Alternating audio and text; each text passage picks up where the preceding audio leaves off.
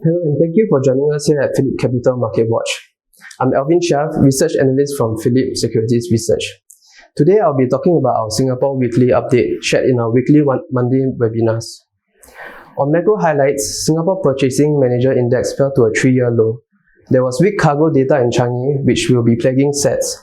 A positive surprise was the strong rebound in hospital admissions for private hospitals. In the US, we see weak economic growth spreading. US ISM service PMI fell to a 3-year low. Payroll were up 136,000 and below prior month. August revised 168,000 net gains. In terms of global data, we saw the second month uptick in global PMI after almost 19 months of decline. On the critical trade talks between US and China on 10 October, we are not expecting any meaningful deal. The best scenario, if the US administration is concerned about the economy, is to repeal the consumer damaging tariffs on 15 December and China just buys more goods from US.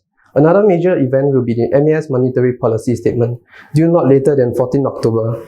We are looking at a zero appreciation of the slope and widening of the band for Singapore currency. Our tactical view on the Singapore equity market is a sideways trade. Dividend yield will remain core to the portfolio, but we are leaning towards more cyclicality in our recommendations. The manufacturing downturn looks extended and running to almost 2 years. On a separate note, a beneficiary of the trade spread will be ASEAN.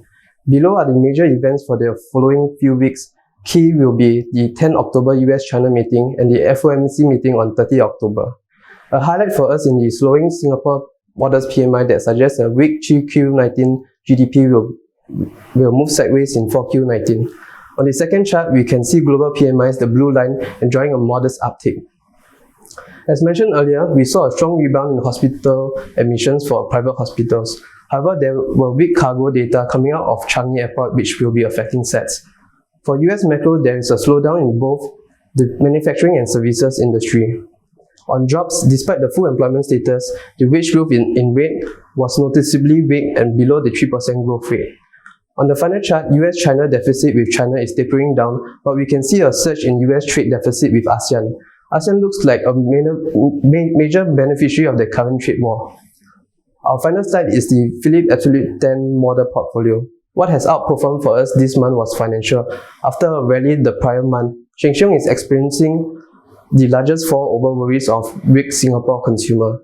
We are still outperforming the STI this year when we change our model once a quarter. That's all for PhillipCapital's Market Watch. Tell us what you think in the comments below. Remember to like and follow us on social media and subscribe to us on YouTube. Thanks for joining us and see you soon.